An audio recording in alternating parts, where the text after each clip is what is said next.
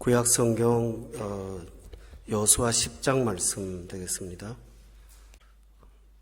여호수아서는 전체적으로 내용을 보면 이 전쟁의 역사이죠.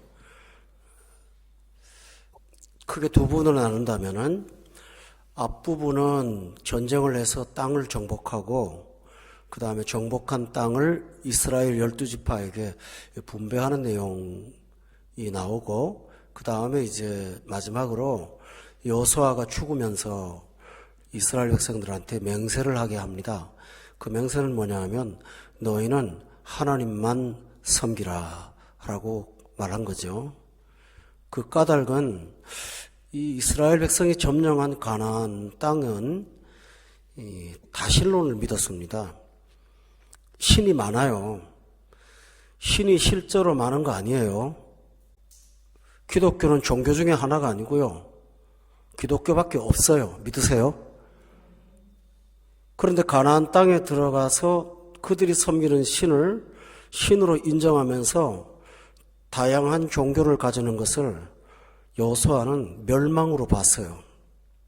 그래서 죽기 전에 이스라엘 백성들을 다시 한번 다짐하고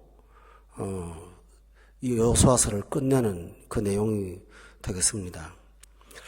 그런데 가나안 땅에 들어와서 이스라엘 백성이 전쟁을 할 때 이 전쟁은 가나안을 완전히 멸족을 시키는 것입니다. 그런데 하나님께서 가나안을 심판하실 때 그 심판하는 과정에 언제나 구원의 여지를 남겨두고 있습니다. 그 대표적인 예를 보면 여리고성의 기생 라합 같은 경우 분명히 여리고성 사람이고 가나안 사람이거든요. 그런데 하나님의 은혜로 구원받았습니다.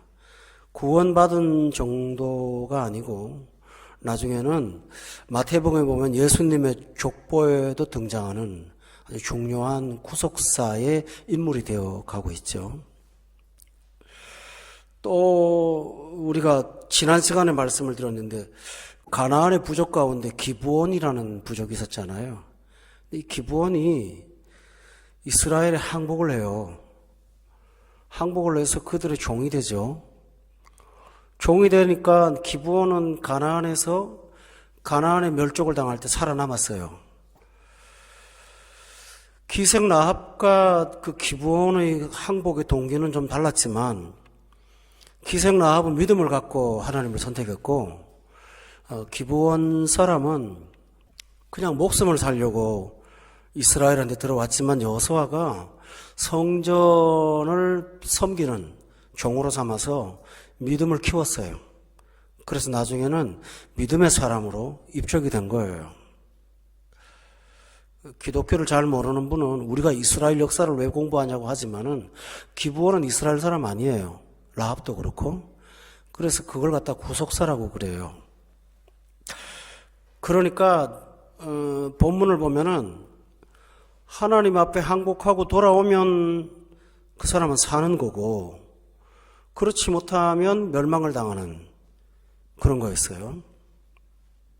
그런데 지난 시간에 볼 것 같으면 기브온이 가나안의 동맹을 깨고 혼자 유일하게 이스라엘에 항복을 하니까 가나안 최대의 부족들이 모여서 이 기브온을 좀 벌주자. 우리를 배반한 사람이니까 가만두지 않겠다. 그래서 이스라엘 왕 중에요 31명의 왕이 모여갖고 기브온 하나를 멸망시키겠다고 전쟁을 시작한 게 오늘 본문의 내용입니다. 근데 이 본문을 통해서 하나님이 하시는 일이 굉장히 많거든요. 그래서 오늘 우리가 이 말씀을 좀 듣도록 하겠습니다. 그런데 여기 기브온이요 기브온을 이기겠다고 가나안이 총공격을 하는데 기브온 사람들이 자기들 힘으로는 도저히 감당을 못하니까 이스라엘 백성들한테 도움을 요청했어요. 그 본문의 그 6절에 보면 기브온 사람들이 길갈 진영에 사람을 보내서 여호수아한테 도움을 요청하죠. 당신의 종들 돕기를 더디하지 마시고 속히 우리에게 올라와서 우리를 구해주세요 하고 구원 요청을 하게 되었습니다. 그 말을 듣고 여호수아가 이들을 도와서 전쟁을 하기로 결심을 해서 가나안 전체 부족과 이스라엘의 전쟁이 시작이 된 것입니다. 지난 시간에 우리가 쭉 말씀을 들은 거 보면 여리고라는 한 성하고 싸우고 아이성하고 싸웠지 이렇게 연합군하고 싸운 적은 없는데 그 연합군이 얼마나 많으냐 하면 11장은 또 다른 전쟁이지만 한번 찾아보겠습니다. 11장 4절에 보면 그들이 그 모든 군대를 거느리고 나왔는데 백성이 많아서 해변에 수많은 모래와 같고 말과 병거도 심히 많았다고 그렇게 기록되어 있죠. 그러니까 가나안 전체가 다 전쟁을 시작한 것입니다. 근데 여러분이 학교 다닐 때 청동기 문화, 철기 문화 이런 거 공부하셨죠. 근데 가나안의 문화는 철기 문화예요. 철기 문화라는 말은 철을 가지고 벌써 무기를 생산하는 그런 나라였다는 거죠. 그런데 이스라엘 백성들한테는 무기가 사실 없어요. 칼이 몇 자루 있기는 있는데요. 전쟁에 나갈 만한 충분한 무기가 없어요, 전혀. 여러분이 아시는 것처럼 여리고성을 싸울 때는 그 성을 도는 것으로 싸워서 이겼잖아요. 무기를 쓰지 않고 무기가 없으니까 뭘 했냐면 횃불을 들고 싸웠단 말이에요. 근데 아이성을 싸울 때는 하나님께서 무기가 없는 그 백성들한테 다른 방법을 주셨는데 매복 작전을 써갖고 유인을 해서 다 아이성을 점령하셨거든요. 근데 우리가 쉽게 생각하면 하나님이 그 칼을 주시면 되지 왜 꼭 그런 식으로 하시냐. 여기 중요한 핵심이 있어요. 이스라엘 백성들의 정체성은 하나님 여호와만 의지하는 사람들인 거예요. 칼과 창과 무기를 의지하지 않도록 하나님께서 항상 경계를 하셨어요. 아마 기억하실걸요? 다윗이 골리앗하고 싸울 때 골리앗한테 나가면서 뭐라고 했냐면 너는 칼과 창과 단창으로 내게 나오지만 나는 네가 모욕하는 만군의 여호와의 이름으로 가노라 하고 물맷돌을 던져서 싸워 이긴 거 기억하십니까? 하나님이 칼로 싸우게 안 하셨어요. 그런데 이 히스기야라는 왕 아시죠? 히스기야라는 왕이 나라가 부강하니까 돈을 갖고 무기를 많이 만들었어요. 그래서 무기고를, 창고를 만들고 아수르 백성들이 와가지고 그 나라에 들어오니까 그 왕이 말이죠. 무기의 그 창고를 다 열어갖고 우리가 이만큼 갖고 있으니까 함부로 하지 말라고 겁을 먹었죠. 아수르 사람들은. 그런데 하나님께서 누구한테 진노했냐면 히스기야한테 진노했어요. 그래서 죽을 병을 주셔갖고 기도해서 겨우 살아난 거 여러분 기억하시죠? 이거는 오늘 우리한테 주는 굉장히 중요한 교훈이에요. 우리가 자칫 잘못 생각하면 저도 가끔 그런 생각을 하는데요. 하나님께서 이 세상에서 예수 믿고 교회를 세우셨다면 강력한 물질을 주시고 힘을 주시고 능력을 주셔서 우리가 세상을 얼마든지 복음으로 점령할 수 있도록 하면 얼마나 좋겠어요. 하나님은 그렇게 안 하세요. 교회는 박해를 받고 연약하고 피하고 내일 수요일 공부해서 우리 그거 공부할 건데요. 그러는 가운데 하나님의 나라가 일어나요. 이게 하나님의 역사예요. 예수님이 그 대표적인 사례예요. 강함을 버리시고 이 땅에 오셔서 그 연약함으로 우리를 구원하셨다는 사실을 믿으시죠? 이게 하나님의 나라예요. 그렇게 하셨어요. 그러다 보니까 그 가나안의 부족들이 자기들이 연합을 하면 얼마든지 이길 거라고 생각을 한 거예요.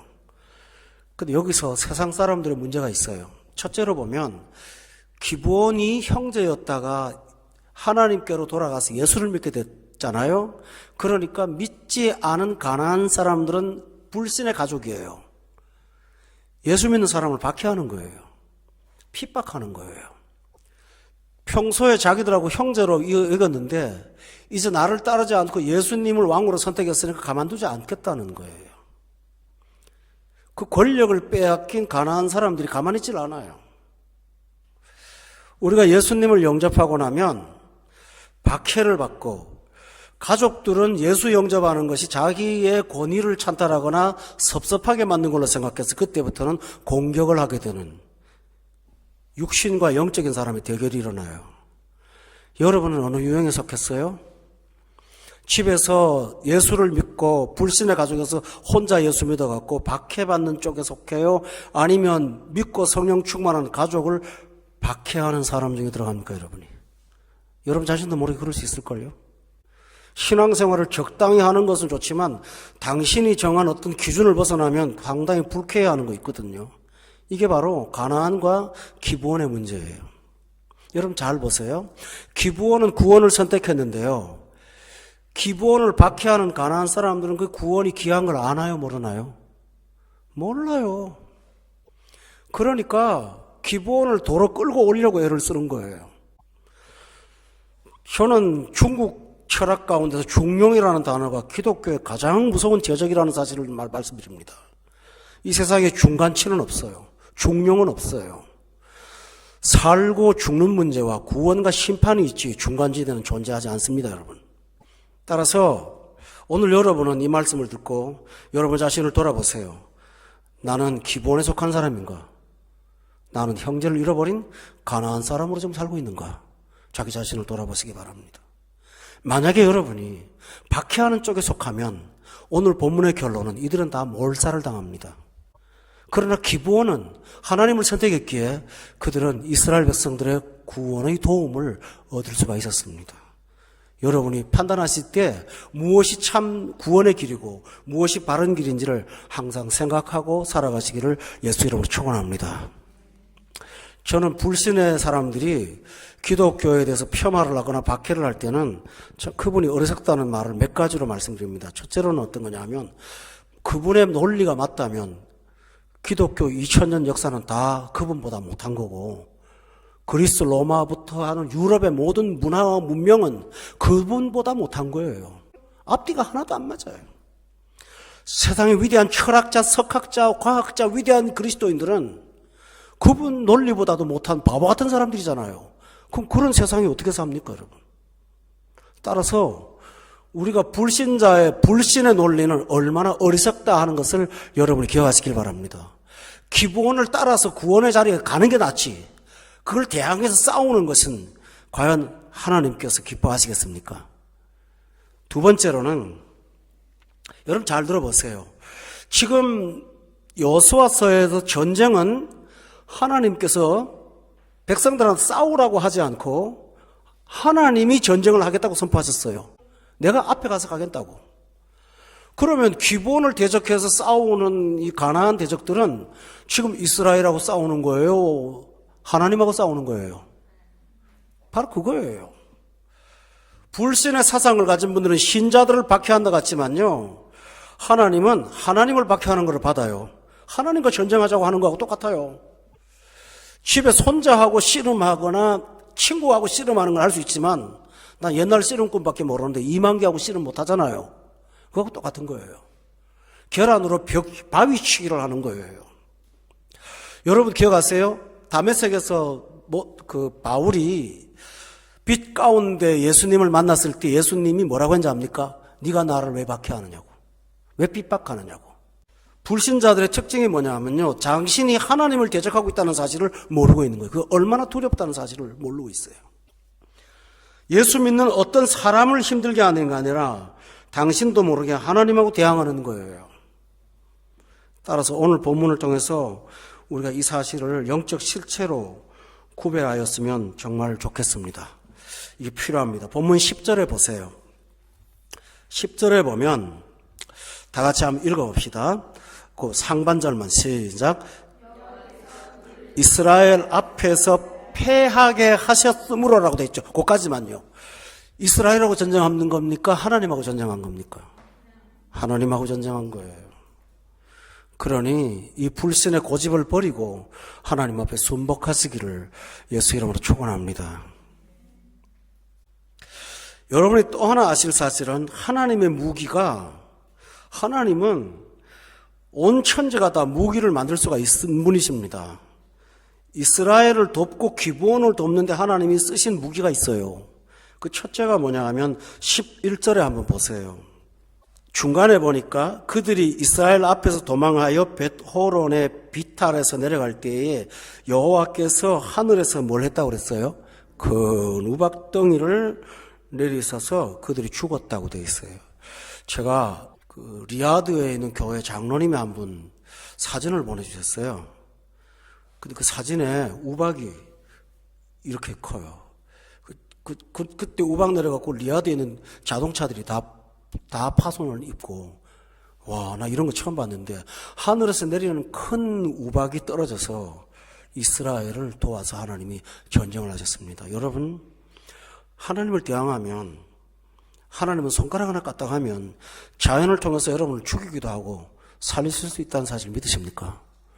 그게 출애굽기에 보면 바로한테 하나님이 하신 거잖아요. 티끌을 가지고, 강물을 가지고, 그죠? 아무것도 아닌 미물의 존재를 갖고 공포의 대상으로 만들어서 사람을 꼼짝하게 못했는데, 여러분이 이 말씀을 듣고 그 불신의 생각을 버리세요. 그리고 하나님을 대항하지 마세요. 하나님을 대항하면 여러분 불행해집니다. 하나님 앞에 순복하시기를 예수 이름으로 축원합니다. 여러분 가족 가운데 하나님을 대적하는 분이 있다면 그분을 영혼을 기억하고 기도해 주시기 바랍니다. 너무나 중요한 사실입니다. 또 하나 12절 한번 보세요. 여기 참 중요한 내용이 나옵니다. 12절 다 같이 읽읍시다. 시작.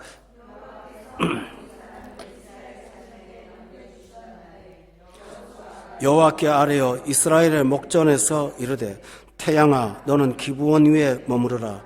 달아 너도 아얄론 골짜기에서 그리할지어다 하매. 13절도요. 시작. 태양이 머물고 달이 멈추기를 백성이 그 대적에게 원수를 갚기까지 하였느니라. 야살의 책에 태양이 중천에 머물러서 거의 종일토록 속해 내려가지 아니하였다고 기록되지 아니하였느냐라고 했습니다. 하나님께서 기브온을 쳐들어오는 가나안의 그 연합군을 멸족시키기 위해서 해가 떨어지면 전쟁을 못하니까 해를 붙들어 놓고 그들을 전멸시키도록 하나님께서 그런 심판을 하셨습니다. 여러분, 하나님의 심판은 얼마나 두렵다는 사실을 기억하시기 바랍니다. 따라서 이 불신의 대항을 하나님이 한번 손을 쥐시면 그들은 하나님을 이길 자가 아무도 없습니다. 그런데 그 전쟁에 누가 죽었는지 아세요? 13장 22절에 한번 보세요. 이 전쟁에서 엉뚱한 사람 하나가 심판을 받아 죽습니다. 여러분이 아는 유명한 사람입니다. 13장 22절 시작. 그들을 살육하는 중에 부올의 아들 점술과 발람도 칼날로 죽였더라. 여러분, 발람 누구신지 아시죠? 이스라엘을 저주하려고 했던 발락에 의해서 매수를 당했던 사람 아닙니까? 그런데 하나님이 그가 입으로는 저주를 못했어요. 사실은요. 막아서. 그런데 그의 마음의 동기는 계속 저주하고 싶었어요. 마음은 말하고 입으로는 말을 못했어요. 마음은 이스라엘을 저주하는데 입에서는 이스라엘을 축복하는 말이 나왔거든요. 그러면 궁극적으로 그 사람은 죄를 안 지었잖아요. 그런데 하나님은 중심을 보시는 거예요. 그래서 이 전쟁에서 발람이 칼날에 의해서 죽습니다. 여러분, 하나님은 절대로 무심하지 않으세요. 오늘 말씀을 통해서 여러분이 하나님을 두려워하시기를 예수 이름으로 축원합니다. 어쩌면 면에서는 우리 예수 믿는 오늘 밤 들어오신 여러분한테는 두려움보다는 두려움을 이기는 것이 오늘 본문입니다. 여호수아한테 하나님이 제일 먼저 한 말씀이 뭔지 아시죠? 너는 두려워하지 말라. 담대하라고 했잖아요. 1장에서, 그죠? 근데 이 전쟁을 통해서 하나님이 두려워하지 않을 이유를 보여주셨잖아요. 따라서 하나님께서 이스라엘 하나님의 자녀가 박해를 받을 때는 아무 일도 안 하는 것 같지만 정말 여러분에게 필요할 때는 하나님께서 태양도 이용하시고 달도 이용하시고 우박도 이용하셔서 우리를 보호하신다는 사실을 여러분의 말씀을 듣길 바랍니다. 이게 하나님의 은혜예요. 그런데 이스라엘의 입장에서는 여러분 잘 보세요. 오늘 전쟁을 하나님께서 하라고 한 것도 처음에 아니었고요. 기브온이 와서 도와달라고 하니까 전쟁에 참여했죠. 그런데 기브온이 도와달라고 하니까 왜 참여를 했냐 하면은 이스라엘 백성들이 기브온이 그들한테 왔을 때 약속을 하나 했어요. 조약이라는 거 지난 시간에 말씀드렸죠. 조약을 했다고요. 내가 너희들을 보호하겠다고 하는 거. 그 조약을 맺었어요. 9장의 19절에 한번 보세요. 다 같이 한번 읽어봅시다. 19절 시작.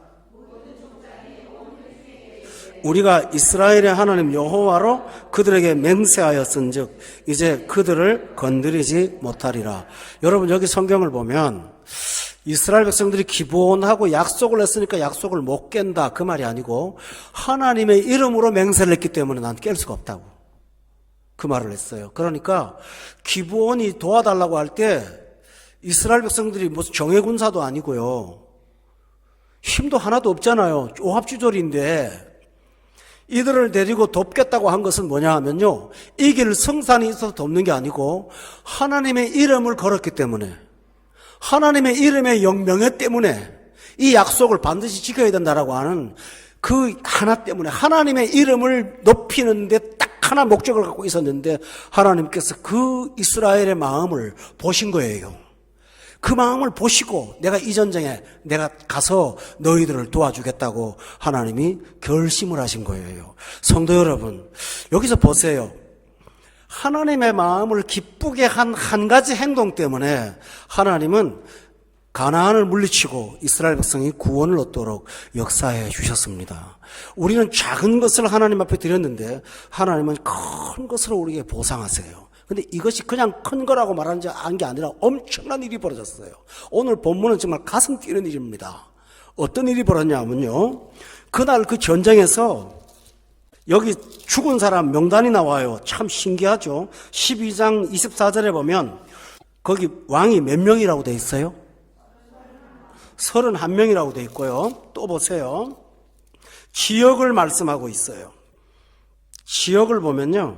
11장 2절에 보면 북쪽 산지, 긴네렛, 남쪽 아라바, 평지와 서쪽 돌, 그 다음에 3절에 보면 동쪽, 서쪽 그렇게 나오죠. 성도 여러분 기억하세요?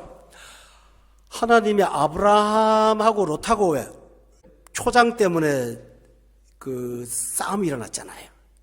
그러니까 하나님께서 아브라함한테 차라리 갈라서라고 말씀하셨을 때 아브라함이 선택권을, 좋은 땅의 선택권을 롯한테 양보를 했다고요. 그 롯이 요단뜰을 바라보면서 소돔과 고모라로 선택하고 가버렸잖아요. 그때 하나님이 아브라함을 데리고 하늘의 별을 보여주셨어요. 네 자손이 이와 같이 많을 거라고 약속하셨죠. 그 다음에 참 중요한 말씀을 하나 하세요. 동서남북을 보라라고 해요. 기억하세요?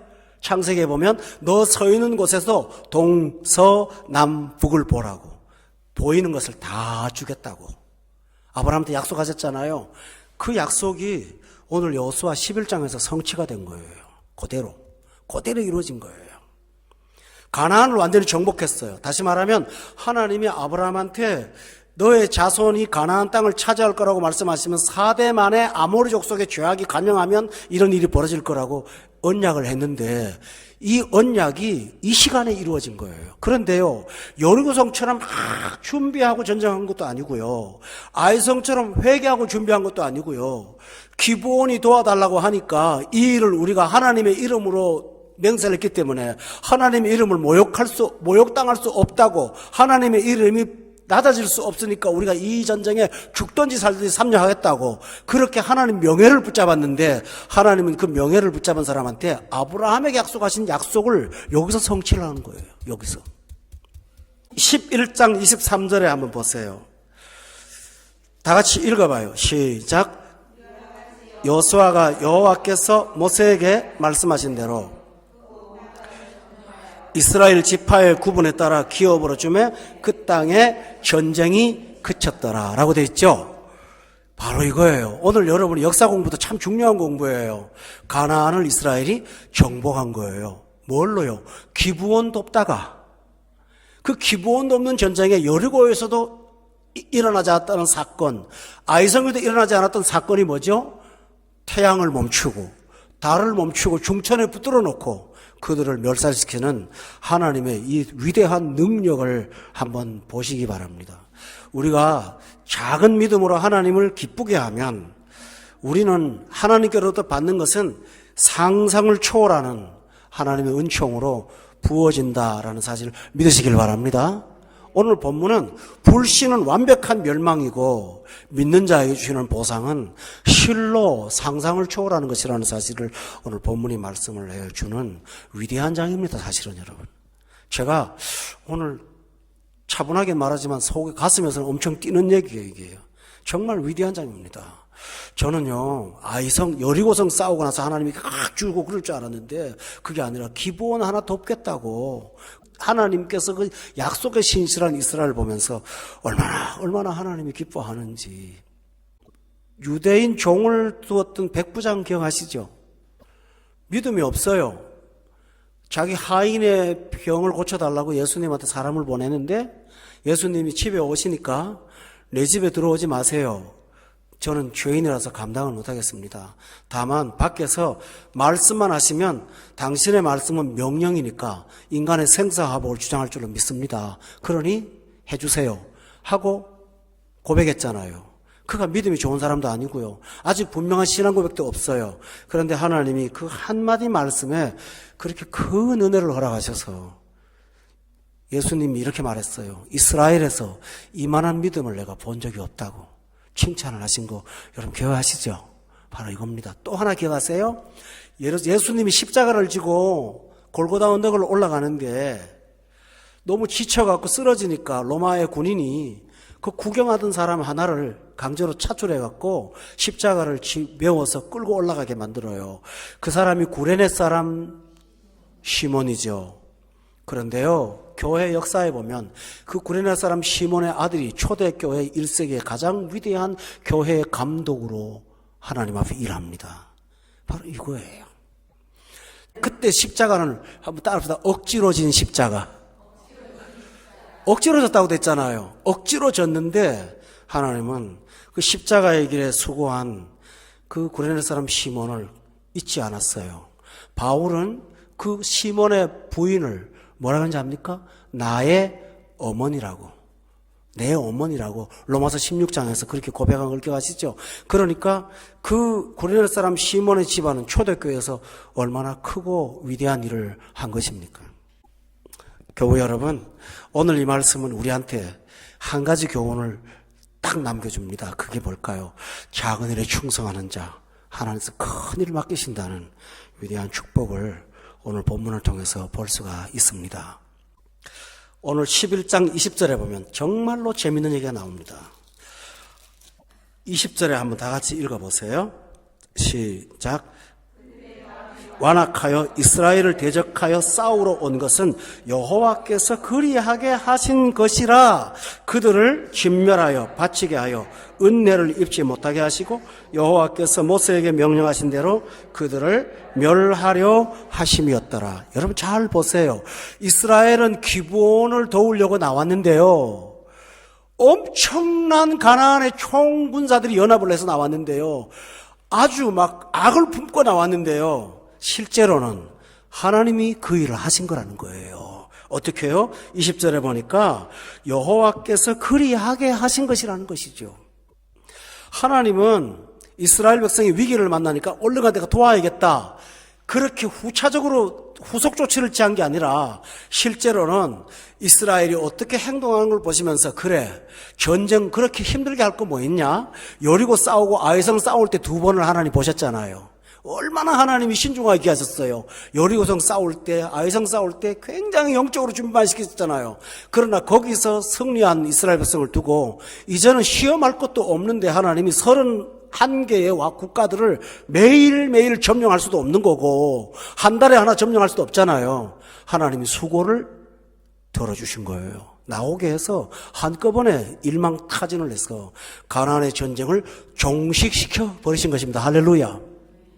그리고 나서 13장을 한번 보세요.